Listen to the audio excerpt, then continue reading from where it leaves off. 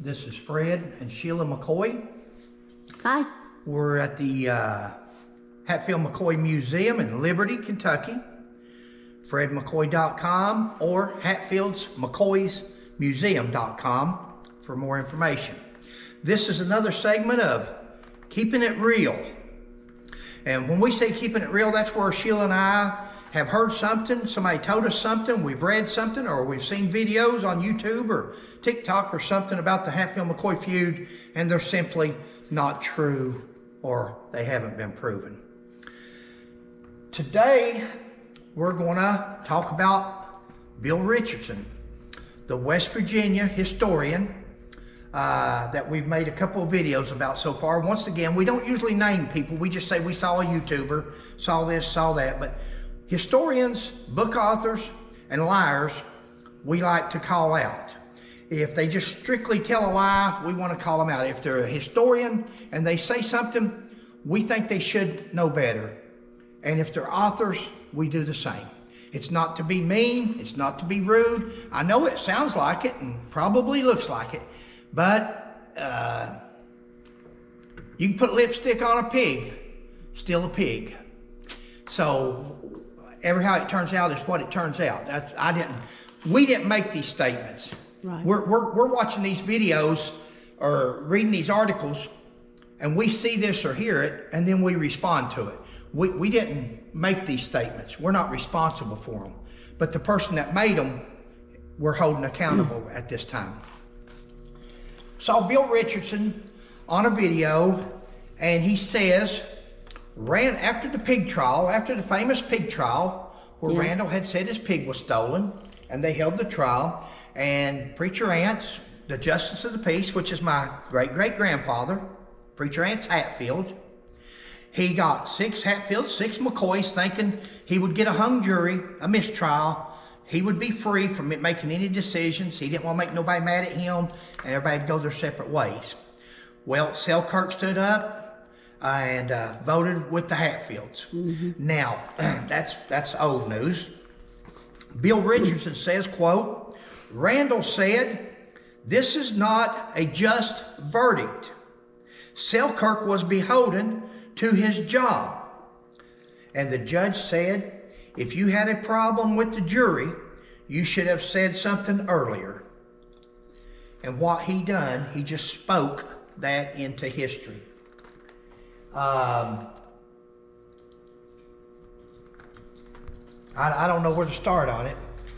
This is the first time we've heard this, and it's just like every day something new comes out after all this time that Bill's been a historian and covering the feud and saying comments and different things. He comes up with this one. And there's no record of the pig trial, first of all.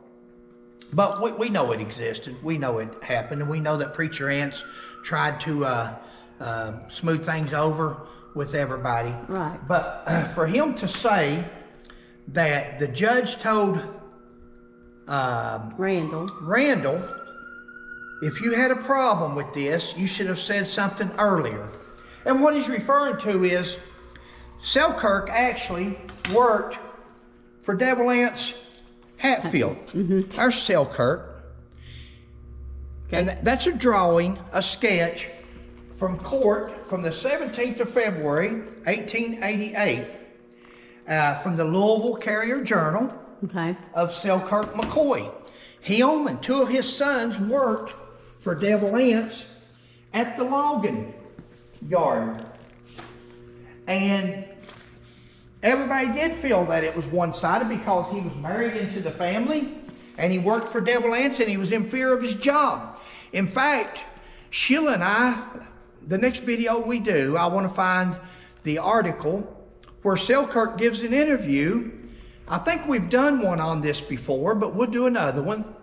And he gives an interview to the newspaper in Louisville, Kentucky, when they were taken there to stand trial. And he talks about how Devil Ants is so mean and everybody fears him.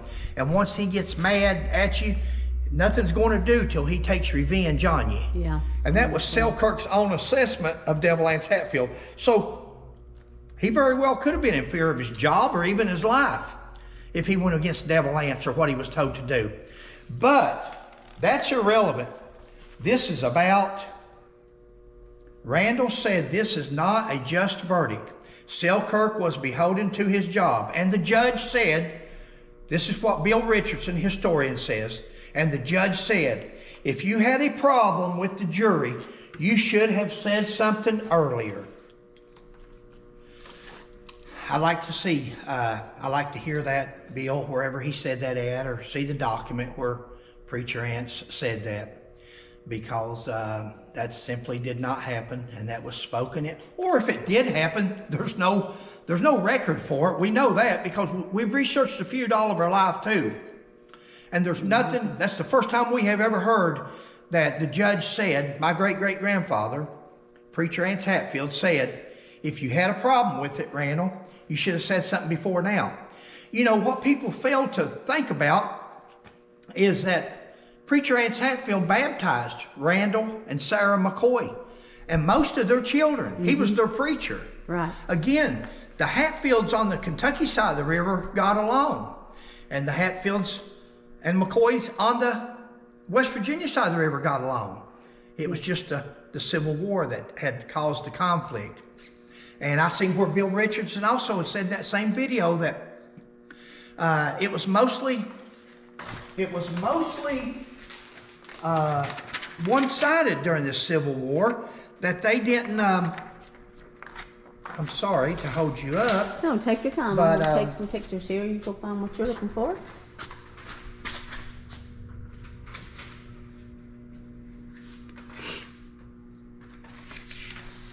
Jimmy Wolford is a sweet person. He was a sweet, dear friend.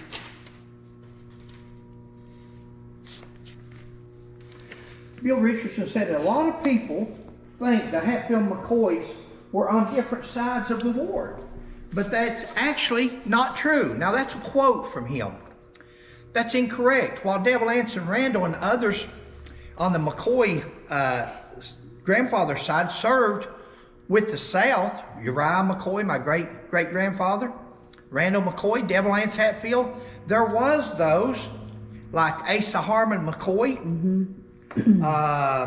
which was Randall's brother, and my great-great-grandfather on the Hatfield side, Preacher Ants Hatfield, the judge that we're talking about. This justice of the peace that's presiding over this pig trial actually served in the 39th Union Army on the Kentucky side. So this war, Altina Waller says that Asa Harmon McCoy was I don't forget the word that she used, but like he went against all of his McCoy family by being a Union soldier, and that's not true. The Kentucky side, most of them, it was Randall and Uriah, my great-great-grandfather on the McCoy side, that was probably went against the grain by joining the Confederate Army in West Virginia. And because the Kentucky side was mostly Union. Anyway, it's how people can perceive things or say things. And again, I guess we all should watch, myself included, on what we say and what we say for the truth anyway. They done a two-day, at least a two-day story, because this one right here, if you'll see, it's on the 17th. Yep, Selkirk. Louisville Carrier Journal. And this one here is on the 16th, up here in the top. Right. Of the Louisville Carrier Journal. And this is where they interviewed Selkirk McCoy. Now remember, Selkirk is the one in the pig trial that jumped ship and voted with the Hatfields. And here's what he says. He told a reporter, Anderson Hatfield is the leader of the West Virginians. I have known him all my life, and there is no doubt that he is guilty of what he's charged. He is 47 years old and is well off.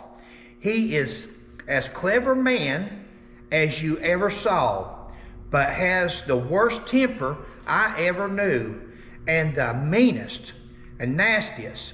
If you get him mad at you, nothing satisfies him but some terrible revenge. Yep. And so that may give an indication as to why Selkirk did. Again, we don't have no proof that Randall ever asked the judge that, or that the judge ever said that. But there's just some other testimony from Selkirk stating the type of man Devil Anse was and his fear of Devil Anse. Yep, it's his own words. And that, this is Fred and Sheila McCoy, keeping it real. Till next time.